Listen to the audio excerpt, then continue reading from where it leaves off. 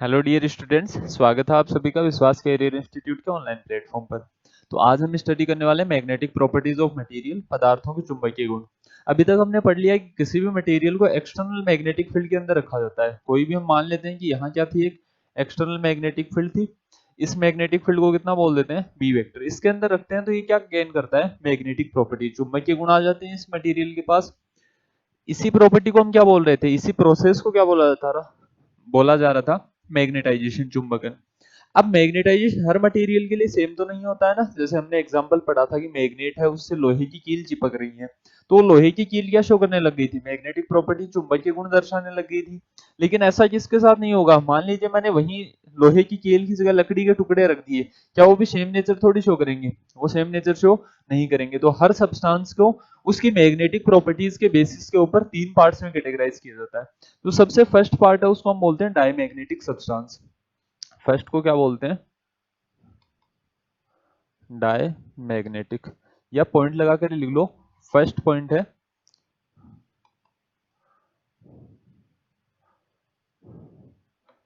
Diamagnetic, प्रतिचुंबकीय।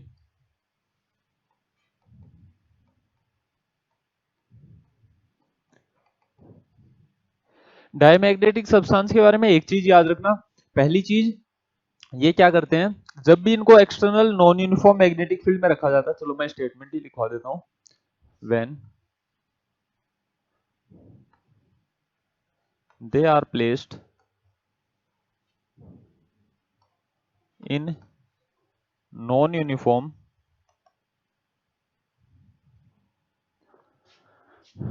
external magnetic field, then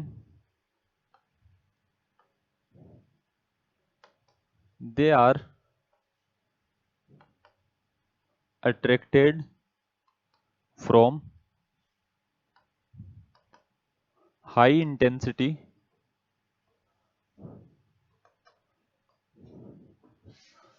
to low intensity region.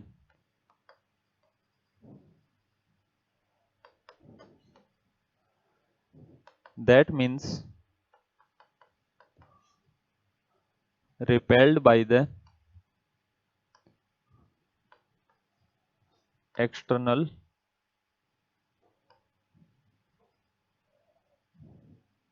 Magnetic field. पहले Hindi medium वाले भी लिख लेना। जब इन्हें असमान बाह्य चुंबकीय क्षेत्र में रखा जाता है, जब इन्हें असमान बाह्य चुंबकीय क्षेत्र में रखा जाता है, तो ये उच्च तीव्रता क्षेत्र से तो ये उच्च तीव्रता क्षेत्र से निम्न तीव्रता क्षेत्र की ओर आकर्षित होते हैं। उच्च तीव्रता क्षेत्र से निम्न तीव्रता क्षेत्र की ओर आकर्षित होते हैं, अर्थात अर्थात बाह्य चुंबकीय क्षेत्र द्वारा प्रतिकर्षित होते हैं। बात को समझना, कोई भी अगर मैग्नेटिक मटेरियल हो, अगर मैग्नेटिक फील्ड से अट्रैक्ट होता, आकर्षित होता, तो वो किधर जाता, जहां मैग्नेटिक फील्ड ज्यादा है, या फिर जहां बोला जाए मैग्नेटिक फील्ड की इंटेंसिटी ज्यादा है।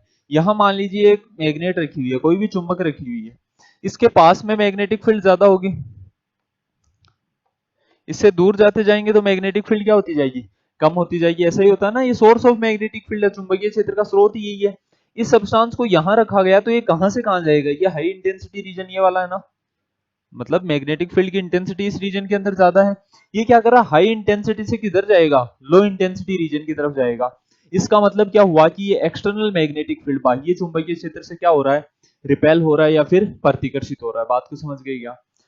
जो भी डायमैग्नेटिक सब्सटेंस होते हैं, प्रतिचुंबकीय पदार्थ होते हैं, हिंदी में नाम से पता चल रहा है प्रतिचुंबकीय, मतलब चुंबकीय क्षेत्र को क्या करेंगे, प्रतिकर्षित करेंगे। तो इनके बारे में हम क्या कहते हैं कि इनको जब भी नॉन यूनिफॉर्म मैग्नेटिक फील्ड में रखा जाता है, देखो यूनिफॉर्म मैग्नेटिक फील्ड हुई तो वहां तो सारी चीजें सेम रहेंगी ना, यूनिफॉर्म में तो किधर ही नहीं हो सकता। यूनिफॉर्म में तो हर जगह मैग्नेटिक फील्ड की वैल्यू क्या है, सेम है।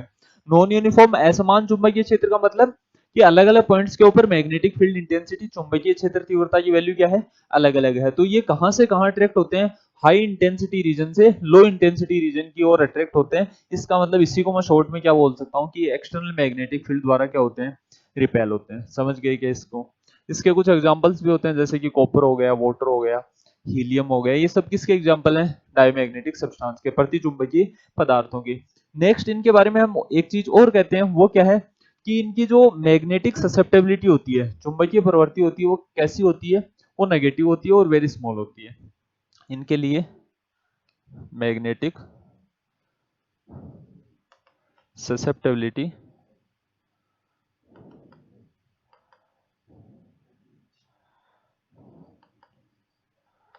of these substances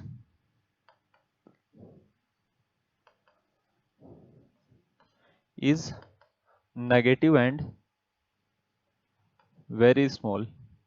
इन पदार्थों के लिए इन पदार्थों के लिए चुंबकीय प्रवृत्ति ऋणात्मक व इन पदार्थों के लिए चुंबकीय प्रवृत्ति ऋणात्मक व अत्यल्प होती है, बहुत कम होती है। बहुत कम का मतलब मैक्सिमम काई एम की वैल्यू को अगर हम डिफाइन करना चाहें, काई एम 0 से कम होगा, मिनिमम कितना हो सकता है? -1 तक हो सकता है।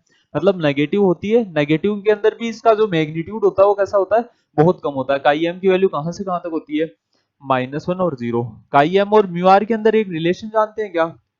म्यू आर किसके इक्वल होता है? 1 प्लस काई एम। तो इन सब्सटेंसेस के लिए म्यू आर की वैल्यू कितनी आ जाएगी? 1 प्लस काई एम। इसमें 1 ऐड कर देंगे, यहाँ पर 1 ऐड करने पर ये कितना हो जाएगा? 0। ये कितना हो जाएगा? 1। तो इनके लिए जो मैग्नेटिक परमिएबिलिटी है, चुंबकीय चुंबकशीलता बोल सकते हैं इसको, वो कितनी होती है? आपेक्षिक चुंबकशीलता बोल देते हैं ना इसको, या आपेक्षिक पारगम्यता बोल सकते हैं। रिलेटिव परमिएबिलिटी है। रिलेटिव परमिएबिलिटी की वैल्यू कितनी होती है? 0 के बराबर भी हो सकती है या 0 से ज्यादा होगी। किससे कम होगी? 1 से कम होगी। आपसे पूछ लिया जाए मिनिमम मैग्नेटिक ससेप्टेबिलिटी कितनी हो सकती है, तो मिनिमम मैग्नेटिक ससेप्टेबिलिटी कोई सब्सटेंस हो चाहे उसके लिए कितनी हो सकती है? -1 हो सकती है। अगर डायमैग्नेटिक सब्सटेंस है तो मैक्सिमम कितनी हो सकती है? 0 से कम रहेगी। मतलब वैल्यू हमेशा कैसी रहेगी? नेगेटिव ही रहेगी। मैग्नीट्यूड जो है, इसका परिमाण जो है वो क्या रहेगा? बहुत कम रहेगा। मैग्नेटिक ससेप्टेबिलिटी ऐसे मान लो कि मैग्नेटिक ससेप्टेबिलिटी नेगेटिव है, ये इस चीज को रिप्रेजेंट करता है कि ये एक्सटर्नल मैग्नेटिक फील्ड को, बाह्य चुंबकीय क्षेत्र को क्या करेंगे? प्रतिकर्षित करेंगे। एक्सटर्नल मैग्नेटिक फील्ड को क्या करते हैं? रिपेल करते हैं। तो ये सारी बातें समझ गए होंगे इसके बारे में। दूसरी चीज हम इसके लिए कहते हैं कि इसकी जो मैग्नेटिक ससेप्टेबिलिटी है, जो चुंबकीय प्रवृत्ति है, वो किस पर डिपेंड नहीं करती है? टेम्परेचर पर डिपेंड नहीं करती है। नेक्स्ट स्टेटमेंट लिख लेना, magnetic susceptibility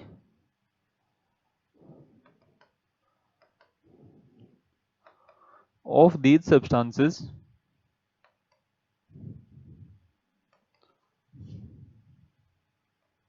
do not depend on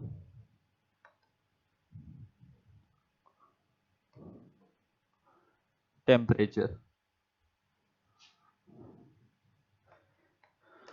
इन पदार्थों के लिए चुंबकीय प्रवृत्ति तापमान के ऊपर निर्भर नहीं करती है। मतलब यहां से मैं क्या लिख सकता हूं कि काई एम टी की पावर 0 के डायरेक्टली प्रोपोर्शनल होता है। टेम्परेचर का इसके ऊपर कोई इफेक्ट नहीं पड़ता। ये सारी चीजें नोट कर लो।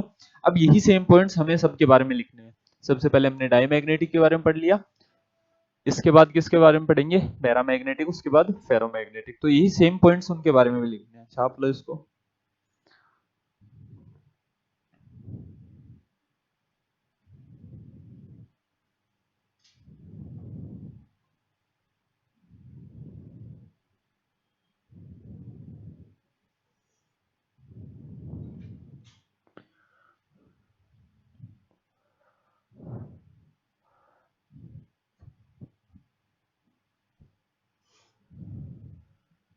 एक पॉइंट और लिख लेना इसमें, जैसे एक्सटर्नल मैग्नेटिक फील्ड में रखते हैं, एक मैग्नेटिक फील्ड इंड्यूस होती है ना, वो जो मैग्नेटिक फील्ड इंड्यूस होगी, हमने क्या कहा, इसके कारण जो मैग्नेटिक फील्ड है वो कैसी आ रही है? नेगेटिव आ रही है। फ्री स्पेस के अंदर जो मैग्नेटिक इंडक्शन है उसको किससे रिप्रेजेंट करते हैं?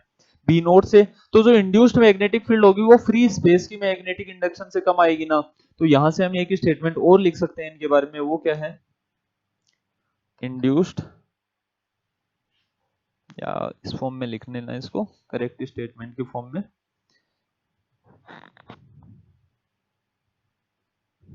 Magnetic induction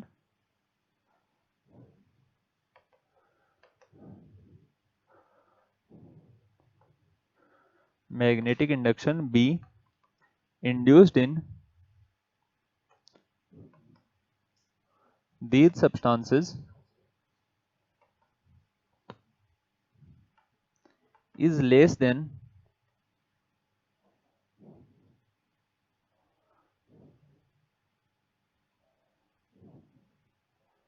that in free space।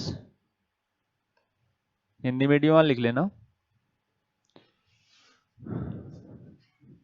इन पदार्थों में चुंबकीय प्रेरण इन पदार्थों में चुंबकीय प्रेरण का मान मुक्त आकाश से कम होता है। फ्री स्पेस से क्या होता है? कम होता है। देखो थ्योरेटिकल टॉपिक है, इसके अंदर सारी चीजें किस फॉर्म के अंदर लिखी है हमने? थ्योरेटिकल फॉर्म के अंदर लिखी है। बस बाकी सारी चीजों को आपस में आप रिलेट कर सकते हो। देखो पहली चीज हमने क्या पढ़ी, जैसे इसको नॉन यूनिफॉर्म इलेक्ट्रिक फील्ड में रखेंगे, सॉरी मैग्नेटिक फील्ड में रखेंगे, असमान चुंबकीय क्षेत्र में रखेंगे, ये हाई इंटेंसिटी से किधर जाएंगे? Low intensity. उच्च तीव्रता से किधर जाएंगे? निम्न तीव्रता की ओर। इसका मतलब क्या हुआ कि ये क्या करते हैं? एक्सटर्नल मैग्नेटिक फील्ड से रिपेल होते हैं। रिपेल होते हैं इसका मतलब इनके लिए मैग्नेटिक ससेप्टिबिलिटी कैसी आएगी? नेगेटिव आएगी, लेकिन बहुत ज्यादा रिपल्शन नहीं होता। आपने कभी मैग्नेट को देखा है कि वो किसी सब्सटेंस को बहुत ज्यादा रिपेल कर रही है? नहीं होता है ना ऐसा जनरली।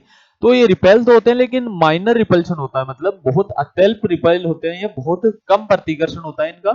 कॉपर के पास भी अगर आप लेकर जाओगे मैग्नेट को तो उसके कारण रिपल्शन तो होगा, लेकिन वो बहुत ज्यादा ऑब्जर्वेबल या बहुत ज्यादा प्रेक्षित किए जाने वाला रिपल्शन प्रतिकर्षण नहीं होगा। बात समझ में आ रही है क्या? दोनों चीजों में डिफरेंस है ना। रिपेल तो करती है मैग्नेटिक फील्ड कुछ सब्सटेंसेस को, लेकिन बहुत ज्यादा इंटेंसिटी से या बहुत ज्यादा रिपल्शन, बहुत अत्यधिक प्रतिकर्षण नहीं होता, एक नॉर्मल सा रिपल्शन होता है। तो इनके लिए हमने क्या कहा कि मैग्नेटिक ससेप्टिबिलिटी नेगेटिव तो होती है, लेकिन कैसी होती है? बहुत कम होती है। मैग्नेटिक ससेप्टिबिलिटी टेम्परेचर के ऊपर डिपेंड नहीं करती, ये प्रैक्टिकली ऑब्जर्वेबल फिनोमेना है कि काईएम टेम्परेचर तापमान के ऊपर निर्भर नहीं करेगी। इन सब्सटेंसेस के टेम्परेचर को आप कम ज्यादा करते हो, उससे इनकी मैग्नेटिक ससेप्टिबिलिटी इफेक्ट नहीं होती है। नेक्स्ट क्या पढ़ा हमने? Magnetic induction be induced in these substances.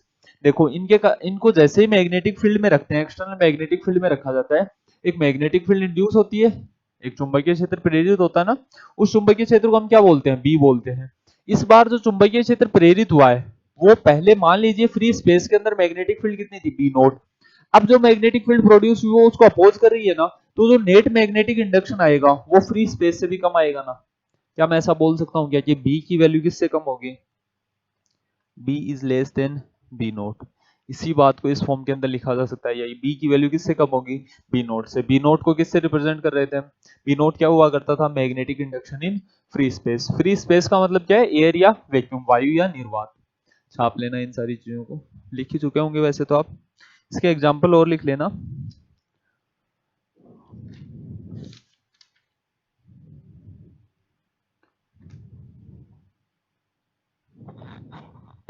Copper, mercury, water, helium, बहुत से एग्जांपल्स लिख सकते हो आप इसके।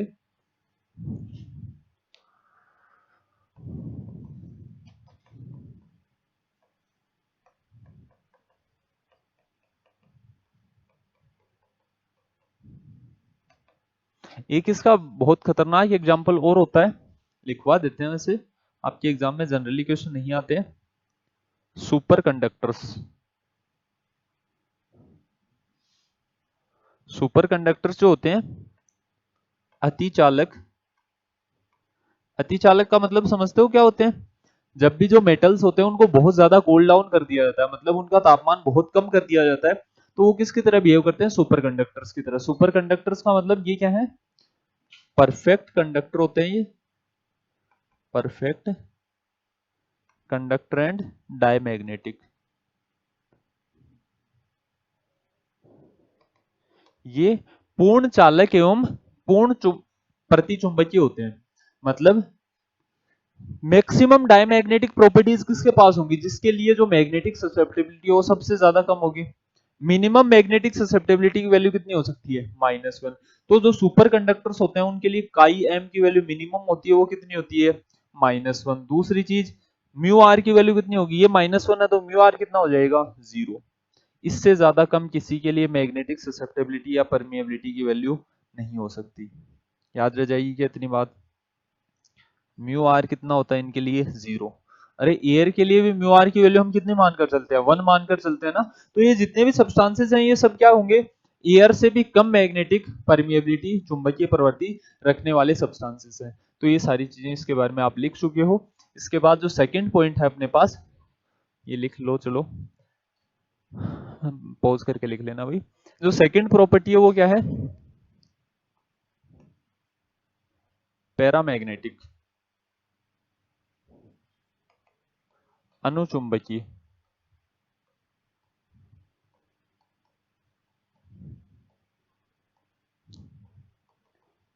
इसके अंदर क्या लिखना है? वही सेम स्टेटमेंट लिखना है। अनुचुंबकीय का मतलब क्या होता है? पैरामैग्नेटिक सब्सटेंस किसको बोलते हैं?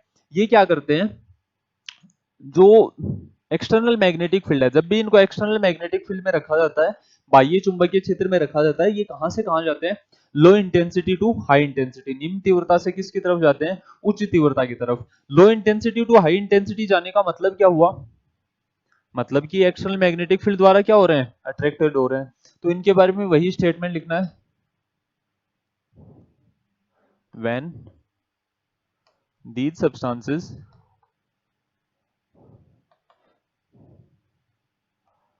are placed in non-uniform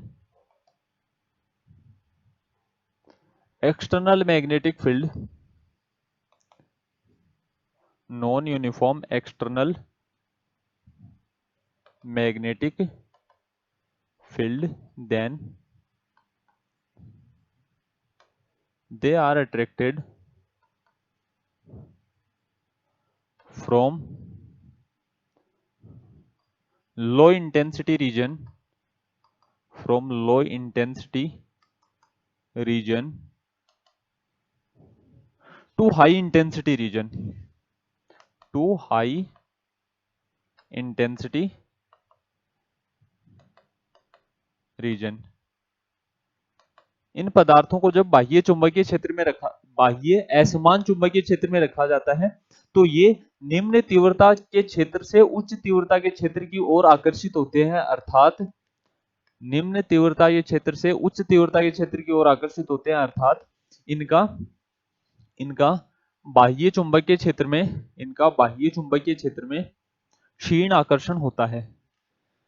मतलब ये अट्रैक्ट तो होते हैं, लेकिन क्या होते हैं? वीकली अट्रैक्ट होते हैं। That means these are weakly attracted by external magnetic field। अर्थात यह है, बाह्य, बता दिया अभी मैंने, बाह्य चुंबकीय क्षेत्र एक्सटर्नल मैग्नेटिक फील्ड से ये क्या होंगे? अट्रैक्ट होंगे, लेकिन बहुत ज्यादा अट्रैक्ट नहीं होते हैं।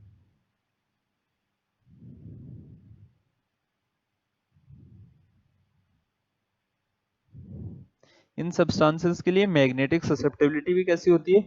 पॉजिटिव होती है। और किससे ज्यादा होती है? मतलब इन सब्सटेंसेस के लिए जो मैग्नेटिक ससेप्टेबिलिटी है, चुंबकीय प्रवृत्ति है, वो कितनी होती है? जनरली हम बोल देते हैं किससे ज्यादा होगी? 0 से ज्यादा होगी। इनके लिए जो काईएम होता है, देखो ये सेम स्टेटमेंट लिखना है। यहां जो लिखा है, क्या लिखा था second statement? Magnetic susceptibility of these substances negative and very small. इसके अंदर क्या लिख लेना? Magnetic susceptibility of these substances positive and very small. इन पदार्थों के लिए चुंबकीय प्रवृत्ति धनात्मक व अत्यल्प होती है। पॉजिटिव तो होगी, लेकिन फिर भी वैल्यू क्या आएगी उसकी? स्मॉल ही आएगी। तो काई एम के बारे में क्या बोल सकते हैं इसके अंदर? काई एम कितना होता है? ग्रेटर देन 0, लगभग लेस देन 1 मिलता है हमें। मतलब 0 से 1 के बीच की कोई वैल्यू हमें देखने को मिलती है। किसके बारे में? इनकी जो मैग्नेटिक ससेप्टेबिलिटी है, चुंबकीय प्रवृत्ति है, उसके बारे में। नोट करो इसको। वही सेम स्टेटमेंट लिख लो भाई वहां से देखकर।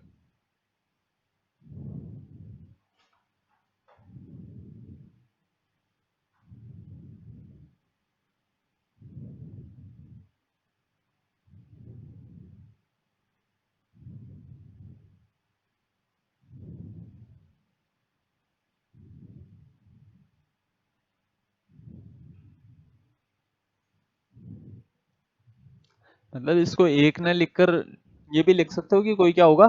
स्मॉल नंबर होगा। इसकी जगह क्या लिख सकते हो? यहां ऐसा भी लिख सकते हो कि क्या होगी? एक बहुत छोटी संख्या होगी, स्मॉल नंबर होगा। किसी से भी रिप्रेजेंट कर देना, कुछ भी लिख लेना, ABCD किसी भी फॉर्म में।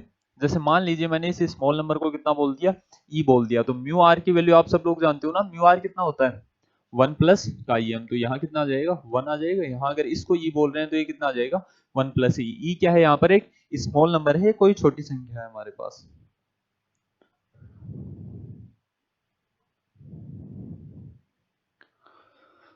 लिख लिया। फिर वहां नेक्स्ट पॉइंट क्या लिखा था, मैग्नेटिक ससेप्टेबिलिटी, ये लिख लिया था। अच्छा यहां पर क्या लिखा, magnetic susceptibility of these substance do not depend on temperature, यहां डिपेंड करेगी। यहां magnetic susceptibility, magnetic susceptibility of these substances depends on temperature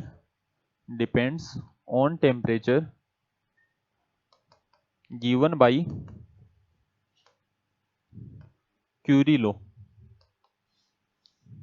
इन पदार्थों के लिए चुंबकीय प्रवृत्ति तापमान पर निर्भर करती है, इन पदार्थों के लिए चुंबकीय प्रवृत्ति तापमान पर निर्भर करती है, जो कि क्यूरी के नियम द्वारा दी गई है, जो कि क्यूरी के नियम द्वारा दी गई है। क्यूरी लॉ क्या कहता है कि जो मैग्नेटिक ससेप्टिबिलिटी है काई एम, वो किसके डायरेक्टली इनवर्सली प्रोपोर्शनल होगी, टेम्परेचर के इनवर्सली प्रोपोर्शनल होगी। यहीं से काई एम को क्या लिखा जाता है, C/T भी लिखते हैं, यही क्यूरी लॉ भी होता है, या यही किसकी डिपेंडेंस होती है, जो पैरामैग्नेटिक सब्सटेंस होते हैं उनकी डिपेंडेंस होती है। यहाँ पर C को क्या बोलते हैं, क्यूरी कांस्टेंट बोलते हैं, क्यूरी नियतांक बोला जाता है, क्यूरी कांस्टेंट, मतलब इसे क्या बोलते हैं, क्यूरी नियतांक।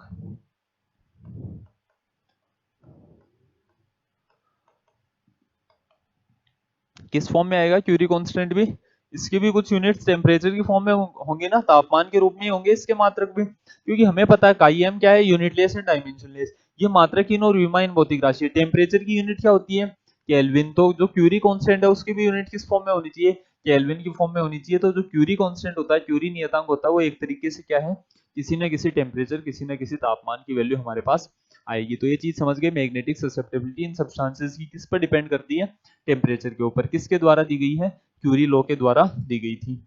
उसके बाद नेक्स्ट यहाँ पर क्या लिखा, magnetic induction be induced in these substances is less then की जगह ग्रेटर देन कर देना, बस और कुछ नहीं करना है, जहां लेस देन लिखा है वहां क्या कर दोगे, ग्रेटर देन। सेम स्टेटमेंट है,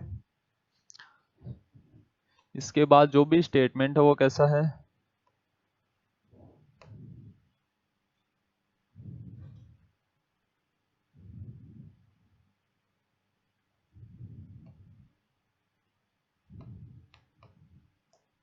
क्या हो गया भाई इसके,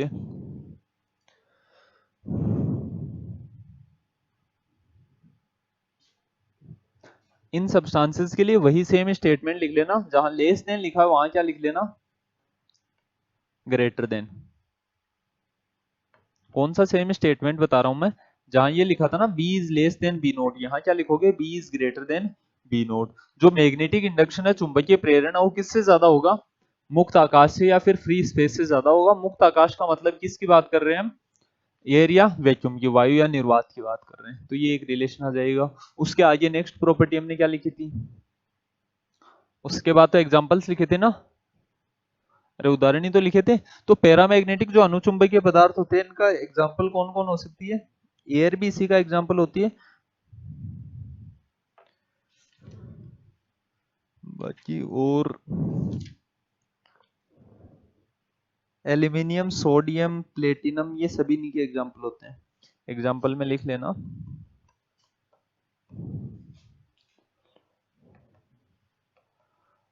एल्यूमिनियम, सोडियम। एग्जांपल्स तो हिंदी इंग्लिश में भी सेम ही रहेंगे ना भाई, CuCl4, NiSO4, CuCl4, निकल सल्फेट,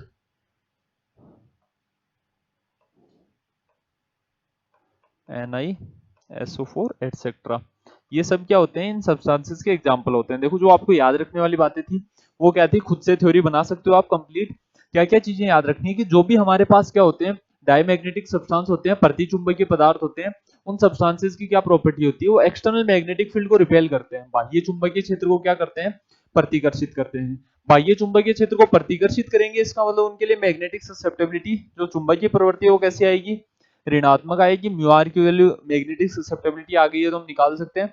नेक्स्ट क्या है, इन सब्सटेंसेस के लिए जो मैग्नेटिक ससेप्टेबिलिटी है चुंबकीय प्रवृत्ति तापमान पर निर्भर नहीं करती है। मैग्नेटिक इंडक्शन है वो किससे कम होगा, फ्री स्पेस मुक्त आकाश से कम होगा। ये इसके एग्जांपल है। जो बेस्ट डायमैग्नेटिक सब्सटेंस है वो कौन है, सुपर कंडक्टर अतिचालक। इसके लिए जो मैग्नेटिक ससेप्टेबिलिटी है वो -1 होती है और म्यू आर कितना होता है, 0 होता है। ये मिनिमम वैल्यूज है इन दोनों की, इससे कम वैल्यू किसी के लिए नहीं हो सकती। उसके बाद पैरामैग्नेटिक अनुचुंबकीय पदार्थ, डायमैग्नेटिक से वो क्या होते थे, रिपेल होते थे। बहुत ज्यादा रिपल्शन नहीं होता था ना, ये क्या होते हैं, अट्रैक्ट होते हैं, लेकिन बहुत ज्यादा अट्रैक्शन, बहुत ज्यादा आकर्षण देखने को नहीं मिलता। आप एल्यूमिनियम के पास मैग्नेट को लेकर जाओगे तो वो बहुत ज्यादा स्ट्रांगली, बहुत प्रबल रूप से आकर्षित नहीं होगा। बाकी ये सारी चीजें स्टेटमेंट लिख सकते हो, हिंदी मीडियम वाले भी लिख लेना भाई, मैंने स्टेटमेंट बोल दिए हैं, क्लास को पीछे करके देख लेना। इन सारी चीजों को लिख सकते हो। इन पदार्थों के लिए चुंबकीय प्रवृत्ति तापमान पर निर्भर करती है, जो क्यूरी के नियम द्वारा दी गई है। अब आपसे एग्जाम के अंदर क्यूरी लॉ पूछ ले तो भी यही नियम लिख कर आना है। According to Curie law for paramagnetic substance the magnetic susceptibility depends on temperature as follows. Curie का नियम पूछ लिया जाए तो क्या कहोगे, क्यूरी के नियम के अनुसार अनुचुंबकीय पदार्थों के लिए चुंबकीय प्रवृत्ति तापमान पर निम्न प्रकार से निर्भर करती है। वो प्रकार कौन सा है कि जो मैग्नेटिक ससेप्टेबिलिटी है वो टेम्परेचर के क्या होती है, इनवर्सली प्रोपोर्शनल होती है। चुंबकीय प्रवृत्ति तापमान की क्या होती है, व्युत्क्रमानुपाती होती है। तो काई एम को क्या लिखा जा सकता है, C/T की फॉर्म में लिख सकते हैं। मैग्नेटिक इंडक्शन जो है चुंबकीय प्रेरण, उसको किससे रिप्रेजेंट कर रहे हैं, बी से। एयर या वैक्यूम के लिए मैग्नेटिक इंडक्शन कितना है, B0, तो बी की वैल्यू किससे ज्यादा आएगी, B0 से ज्यादा आएगी इन सब्सटेंसेस के लिए। इन सारी प्रॉपर्टीज को आप टेबुलर फॉर्म में भी लिख सकते थे। नेक्स्ट जो टाइप ऑफ सब्सटेंस आती है, थर्ड टाइप बचती है, वो कौन सी है, फेरोमैग्नेटिक।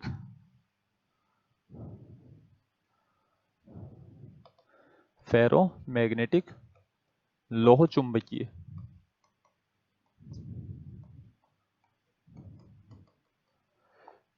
फेरोमैग्नेटिक सब्सटेंस का मतलब क्या होता है, जो लोह चुंबकीय पदार्थ होते हैं हमारे पास, फेरोमैग्नेटिक सब्सटेंस होते हैं, वो भी क्या करते हैं, उसके बारे में सेम डेफिनेशन लिखनी है। When these substances are placed in non-uniform external magnetic field, then they are attracted from low intensity to high intensity region. That means they are weakly की जगह strongly कर दोगे, complete statement सेम आएंगे, बस weakly की जगह क्या कर दोगे, that means they are strongly attracted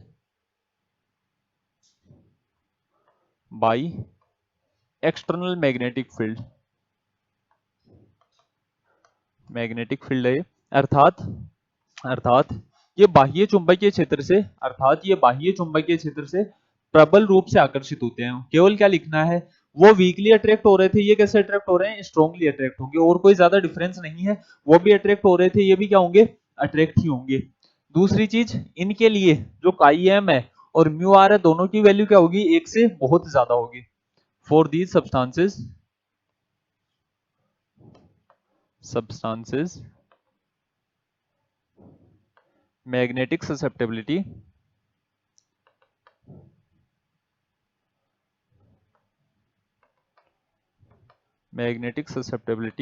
is positive and very large। इन पदार्थों के लिए चुंबकीय प्रवृत्ति धनात्मक होती है, वो उसका मान अत्यधिक होता है। काई एम की वैल्यू भी हम एक से बहुत ज्यादा बोलते हैं, म्यू आर की वैल्यू भी किससे बहुत ज्यादा होगी, एक से बहुत ज्यादा होगी। दोनों की वैल्यू एक से क्या होती है, ज्यादा होती है। ज्यादा मतलब बहुत ज्यादा होती है। मतलब इन सब्सटेंसेस के लिए जो मैग्नेटिक ससेप्टेबिलिटी और मैग्नेट रिलेटिव परमिएबिलिटी है, उन दोनों की वैल्यू क्या होगी, ज्यादा होगी। इनका मान क्या होगा, बहुत ज्यादा होगा। तो ये दोनों वैल्यूज इसके बारे में लिख लेना। उसके अलावा हमने और क्या लिखा है, टेम्परेचर, मैग्नेटिक ससेप्टेबिलिटी, हाँ इनके लिए भी डिपेंड करेगी, इनके बारे में भी लिख लेना। Magnetic susceptibility, magnetic susceptibility of these substances depends on temperature, depends on temperature and given by Curie-Weiss law।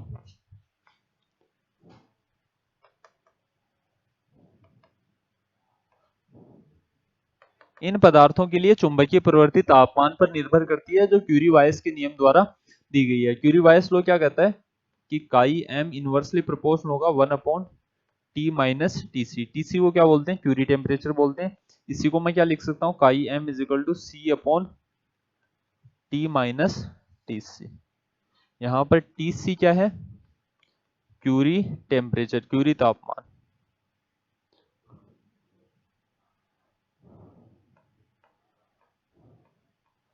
Curie तापमान। उसके बारे में जो उसके बाद जो नेक्स्ट स्टेटमेंट है, टीसी की वैल्यू बहुत ज्यादा होती है भी, जो क्यूरी टेम्परेचर होता है उसकी वैल्यू जनरली बहुत ज्यादा होती है। अगर बात करें आयरन की, तो आयरन के लिए इसकी वैल्यू होती है लगभग 700 डिग्री सेल्सियस के राउंड होती है। एग्जैक्ट वैल्यू शायद 712 ऐसी कुछ है। लेकिन इन सब्सटेंसेस के बारे में एक चीज याद रखना, जो क्यूरी टेम्परेचर है ना, उसकी वैल्यू बहुत ज्यादा होगी। तो जनरली क्यूरी टेम्परेचर एग्जिस्ट नहीं करता है। अगर क्यूरी टेम्परेचर से कम टेम्परेचर रहा, अगर टेम्परेचर जो है, तापमान जो है वो किससे कम रहा, क्यूरी टेम्परेचर से, क्यूरी तापमान से, तो वो सब्सटेंसेस क्या कौन सी प्रॉपर्टी शो करेंगे, फेरोमैग्नेटिक, लोह चुंबकीय गुण प्रदर्शित करेंगे। अगर इससे ज्यादा हो गया तो वो क्या बन जाएंगे, पैरामैग्नेटिक सब्सटेंस। मैंने जो बात कही वो समझ में आ गई क्या, स्टेटमेंट की फॉर्म में भी लिख सकते हो ना। इससे ज्यादा टेम्परेचर के ऊपर सब्सटेंस किसके अंदर कन्वर्ट हो जाते हैं, पैरामैग्नेटिक के अंदर। लिख लेना एक statement,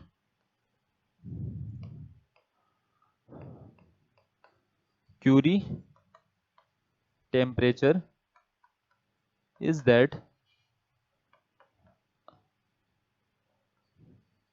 above which a ferromagnetic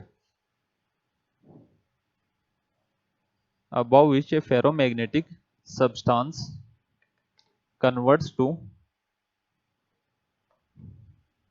paramagnetic।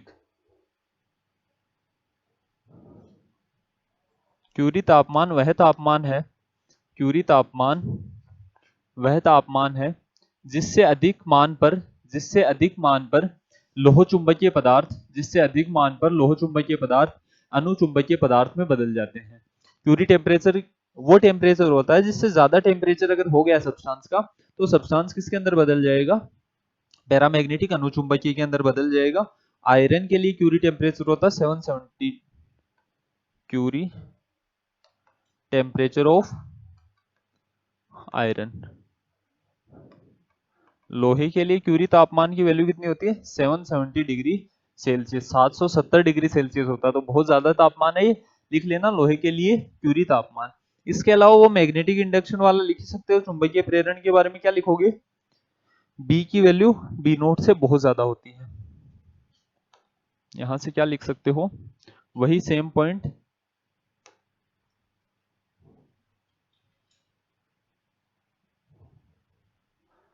In substances के लिए जो मैग्नेटिक इंडक्शन है वो फ्री स्पेस से तो बहुत ज्यादा होगा। इसके एग्जाम्पल कौन कौन हो जाएंगे, एग्जाम्पल इसके होते हैं आयरन, निकल, कोबाल्ट, एक सब्सटेंस और होता है गैडोलिनियम, एटसेट्रा। तो इस तरीके से हमारे पास ये तीनों तरीके के सब्सटेंस मिलते हैं। इसके बारे में नोट कर लो भी, फेरोमैग्नेटिक के बारे में।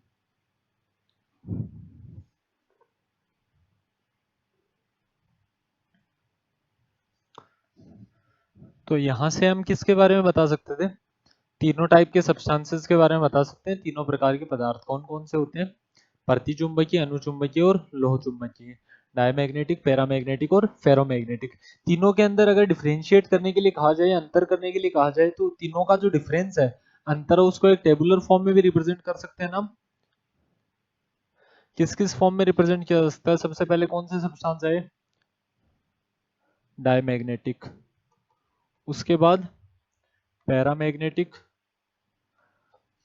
उसके बाद कौन से सब्सटेंस है, फेरोमैग्नेटिक। मतलब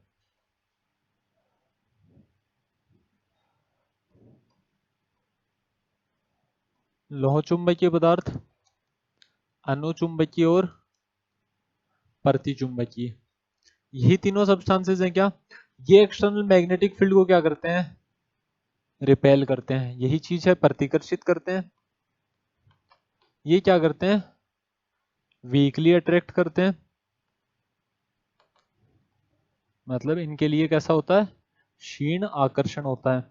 और ये क्या करते हैं, स्ट्रॉन्गली अट्रैक्ट करते हैं। जो भी एक्सटर्नल मैग्नेटिक फील्ड है उसके अंदर इनका बिहेवियर किस तरीके से है, तो उसको इस प्रकार से व्यक्त किया जा सकता है ना, इनके लिए क्या होता है, प्रबल आकर्षण देखने को मिलता है, स्ट्रॉन्ग अट्रैक्शन देखने को मिलता है। किस टाइप के सब्सटेंसेस के लिए, फेरोमैग्नेटिक या लोह चुंबकीय पदार्थों के लिए। जब भी फेरोमैग्नेटिक सब्सटेंस को एक्सटर्नल मैग्नेटिक फील्ड में रखेंगे, बाह्य चुंबकीय क्षेत्र के अंदर रखा जाएगा, तो इनके कारण जो बनने वाली मैग्नेटिक फील्ड है उसके अंदर क्या होगा, इंक्रीमेंट आएगा। यहाँ हम क्या लिखते थे, किससे कम, नोट से। यहाँ हमने क्या लिखा, बी किससे ज्यादा होगा, बी नोट से। यहाँ पर हमने क्या लिखा कि बी की वैल्यू बहुत ज्यादा होगी, किससे, बी नोट के कंपेरिजन में। इसके लिए काई एम जो मैग्नेटिक ससेप्टेबिलिटी है वो कैसी आती है, नेगेटिव आती है, एंड स्मॉल। इनके लिए काई एम कैसा आता है, पॉजिटिव एंड स्मॉल। इनके लिए कैसा आता है, काई एम पॉजिटिव आता है, और एक से इसकी वैल्यू बहुत ज्यादा होती है। इसी तरीके से रिप्रेजेंट कर रहे थे क्या, काई एम की वैल्यू आ गई है तो तीनों के अंदर क्या निकाल सकते थे हम, म्यू आर किसके इक्वल होता है, 1 प्लस काई एम। तो जो भी वैल्यू दी हुई हो, पहली चीज तो म्यू आर आपेक्षिक चुंबकशीलता या रिलेटिव परमिएबिलिटी कभी भी नेगेटिव नहीं आएगी, याद रह जाएगी ना। ये मिनिमम कितना हो सकता था, काई एम की वैल्यू मिनिमम कितनी हो सकती है, -1, न्यूनतम -1 ही हो सकती थी ना। फिर अगर ये -1 होगी तो भी म्यू आर नेगेटिव नहीं आएगा। जो आगे जो चीज पढ़ी हमने वो क्या देखी कि इसके अंदर काई एम टेम्परेचर के ऊपर डिपेंड नहीं करता। तो मैं क्या बोल सकता हूँ, तापमान की शून्य घात के समानुपाती होगा। यहाँ हमने क्या बोला कि टेम्परेचर के इनवर्सली प्रोपोर्शनल होगा। यहां पर हमने क्या बोला, टेम्परेचर और क्यूरी टेम्परेचर, तापमान और क्यूरी तापमान के अंतर के व्युत्क्रमानुपाती होगा, इनवर्सली प्रोपोर्शनल होगा। इसी को हम क्या बोल रहे थे, ये क्या है हमारे पास, क्यूरी वायस लो। इसको क्या बोलते हैं, इसे बोला जाता है क्यूरी लो, क्यूरी का नियम। यही सारी चीजें थी क्या, अगर ये सारी बातें आपको एक टेबुलर फॉर्म के अंदर याद रहती हैं तो ज्यादा बेटर रहता है। आप तीनों के अंदर आसानी से डिफरेंशिएट कर सकते हो, डायमैग्नेटिक क्या होते हैं, पैरामैग्नेटिक क्या होते हैं, फेरोमैग्नेटिक क्या होते हैं। इससे आपको एक बेसिक अंडरस्टैंडिंग आ गई होगी। तो नोटबुक के लास्ट में इनको किस फॉर्म में लिख लेना, एक टेबुलर फॉर्म के अंदर नोट कर लेना इसको। इसके बाद नेक्स्ट हेडिंग लगा लेना, चलो लिख लो एक बार इसको।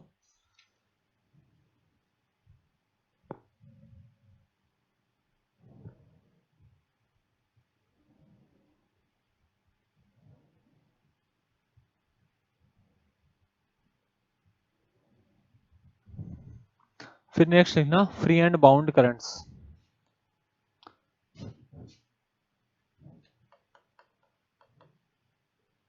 फ्री एंड बाउंड करंट्स, या फिर जो बाउंड करंट होते हैं उसी को और क्या बोला जाता है, बाउंड या मैग्नेटाइजेशन करंट भी बोलते हैं इसको।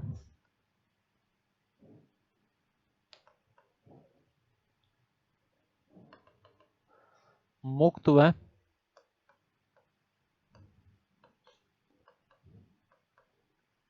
या तो बद्ध बोला जा सकता है, या फिर क्या बोला जा सकता है, चुंबकन धारा। फ्री और बाउंड करंट किसको बोलते हैं, इसके बारे में एक आपको बेसिक सा आइडिया होना चाहिए, कुछ नहीं है, बहुत आसान सा कंसेप्ट है। सबसे पहले किसके बारे में देख लेते हैं, फ्री करंट के बारे में। तो फ्री करंट किसको बोलेंगे, मुक्त धारा किसको बोलेंगे, जो भी फ्री इलेक्ट्रॉन्स के कारण किसी सब्सटेंस पे करंट फ्लो करता है, मुक्त इलेक्ट्रॉनों के कारण जो भी धारा प्रवाहित होती है उसे क्या बोला जाता है, मुक्त धारा बोला जाता है। तो इसके बारे में क्या लिख सकते हैं, current in a substance, current in a substance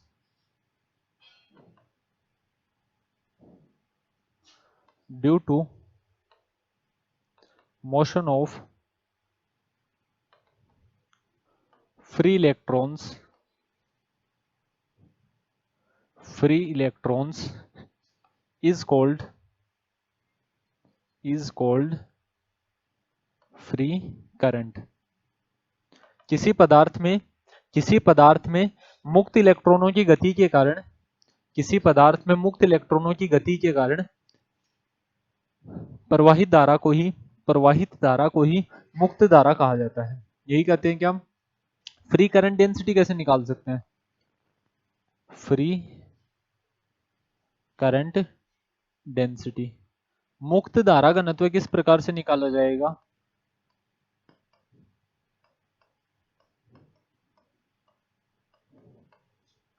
Ampere's law क्या कहता है कि डेल क्रॉस बी किसके इक्वल होता है? म्यू नॉट जे वेक्टर के इक्वल होता है बाई एम्पियर्स लॉ। एम्पियर के नियम की सहायता से इसको नॉर्मली लिख सकते हो ना, एम्पियर्स लॉ का मतलब तो समझते हो, एम्पियर के नियम की सहायता से मैं क्या लिख सकता हूं?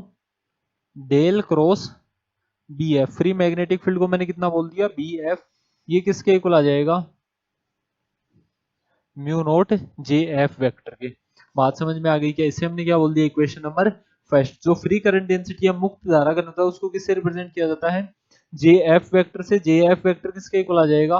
एक रिलेशन जानते हैं हम, differential form of Ampere's law. Ampere के नियम का अवकल रूप यही हुआ करता था कि डेल क्रॉस बी किसके इक्वल होता है? म्यू नॉट जे वेक्टर के इक्वल होता है। एग्जाम के अंदर अगर पूछ लिया जाए, इसी को लैंग्वेज के अंदर लिख लेना है।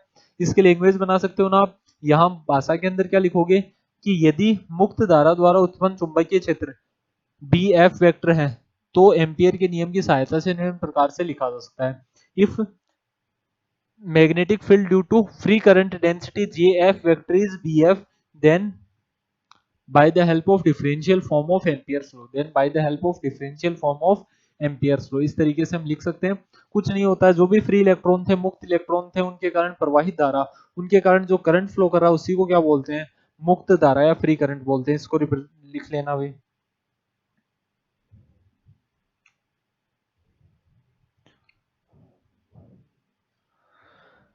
नेक्स्ट किसके बारे में अब हमें पढ़ना है?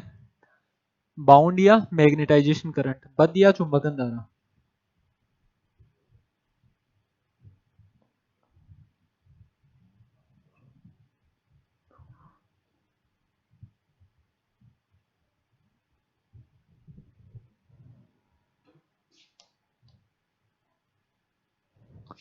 नेक्स्ट किसके बारे में लिखना है अभी?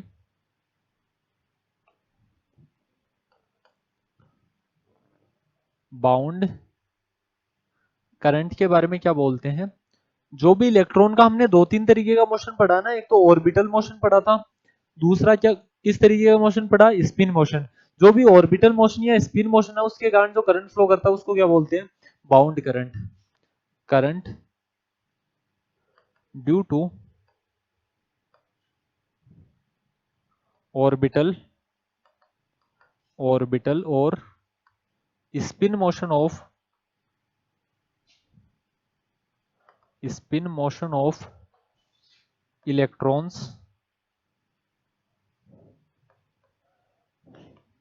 in a substance is called bound or magnetization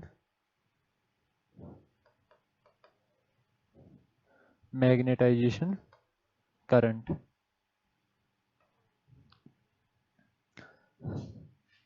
electron की कक्षीय तथा चक्रण गति के कारण, इलेक्ट्रॉन की कक्षीय तथा चक्रण गति के कारण किसी पदार्थ में प्रवाहित धारा को ही, किसी पदार्थ में धारा को ही, प्रवाहित मत लिखना, किसी पदार्थ में धारा को ही बद्ध या चुंबकन धारा कहा जाता है। बद्ध या चुंबकन धारा कहा जाता है।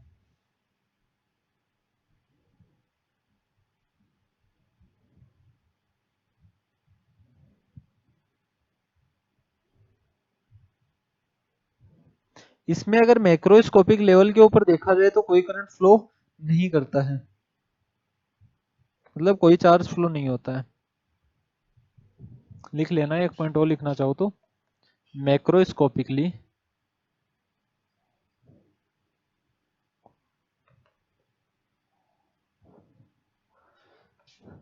these currents do not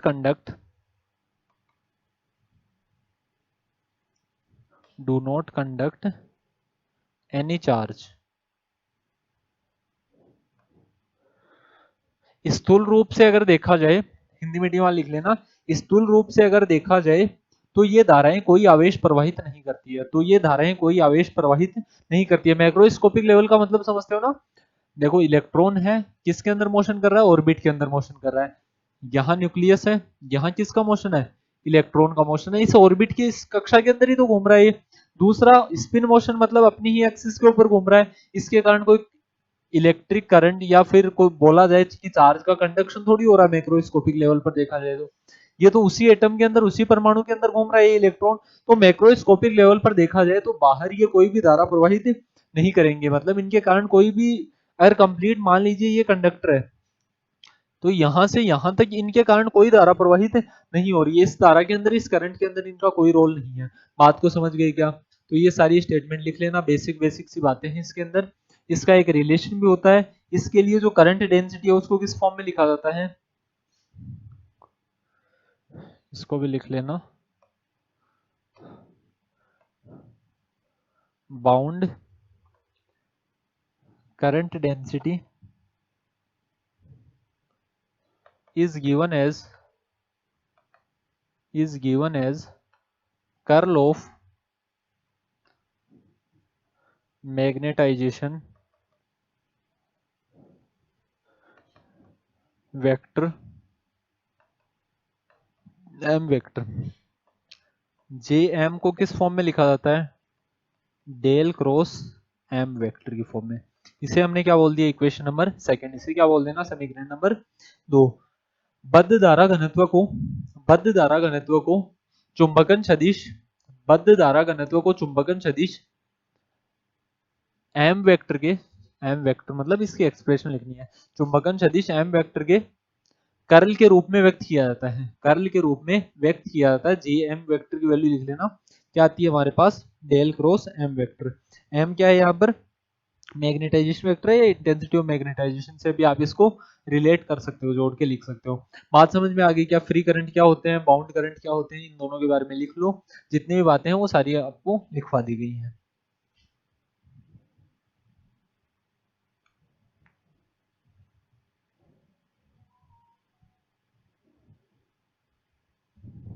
एक एक्सप्रेशन और कैलकुलेट कर लेते हैं इनके बारे में।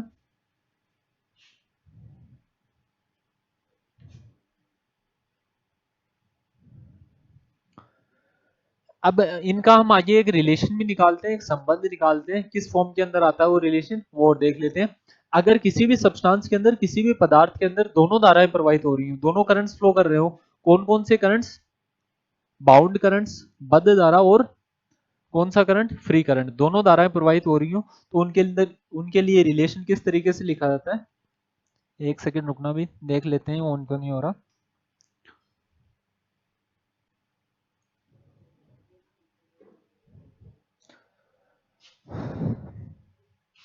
तो अब देखना है इसके अंदर जिसकी बात कर रहे थे हम, अगर दोनों करंट फ्लो कर रहे हो, दोनों धारा प्रवाहित हो रही हो, इसका मतलब अब हम एम्पियर का नियम लगाएंगे। If both currents are flowing, if both currents are flowing and magnetic field, and magnetic field is B vector. यदि दोनों धाराएं प्रवाहित हो रही हो, यदि दोनों धाराएं प्रवाहित हो रही हो, वह चुंबकीय क्षेत्र बी वेक्टर हो, वह चुंबकीय क्षेत्र बी वेक्टर हो, तो अब हम रिलेशन क्या लिख सकते हैं?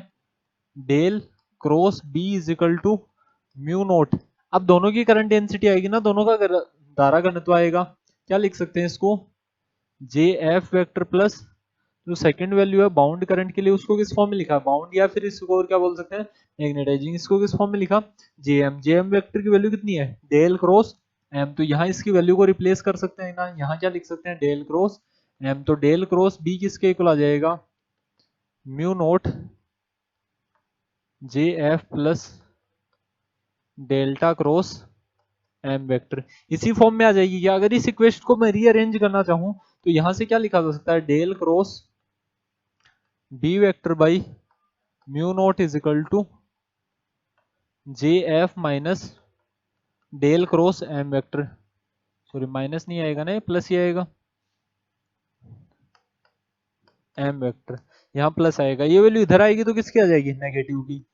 दोनों, क्या इसको मैं इस फॉर्म में लिख पाऊंगा, del cross B vector upon mu naught minus M vector is equal to J F vector. यहाँ इसको एक नए वेक्टर की फॉर्म में डिफाइन करते हैं, किसको, B vector upon mu naught minus M vector.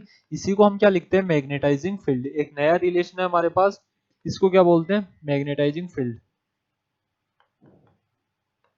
Magnetising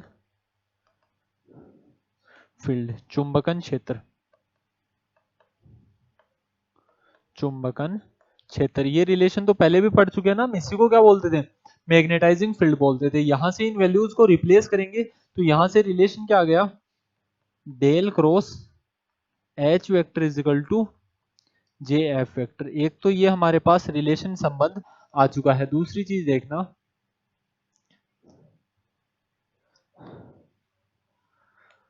यहां से मैं और क्या लिख सकता हूं, उस रिलेशन को सिंप्लीफाई कैसे करेंगे, B vector minus mu naught M vector is equal to mu naught H vector. इस फॉर्म में लिखा जा सकता है ना।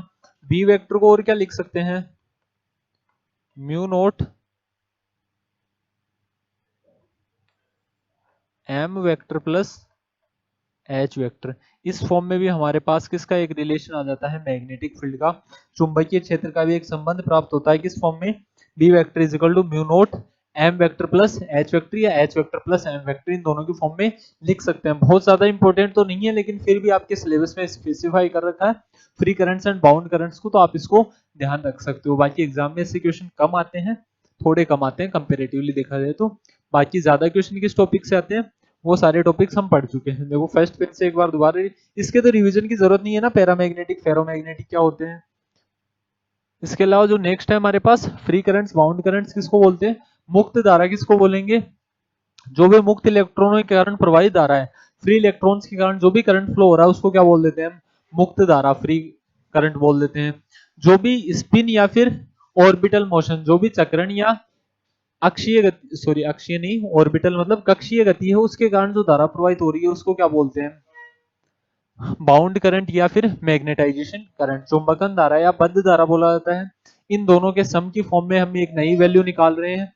वो एक नया रिलेशन क्या आया हमारे पास, रिलेशन इस फॉर्म में आया कि डेल क्रॉस एच वेक्टर किसके इक्वल आएगा, जे एफ वेक्टर के। जे एफ क्या है यहाँ पर, फ्री करंट डेंसिटी, मुक्त धारा घनत्व है। तो ये सारी चीजें थी इस यूनिट के, जो लगभग इंपॉर्टेंट टॉपिक्स थे वो हमने कवर कर लिए। आज की इस क्लास में इतना ही, मिलते हैं नेक्स्ट क्लास में एक नए टॉपिक के साथ। तब तक के लिए धन्यवाद।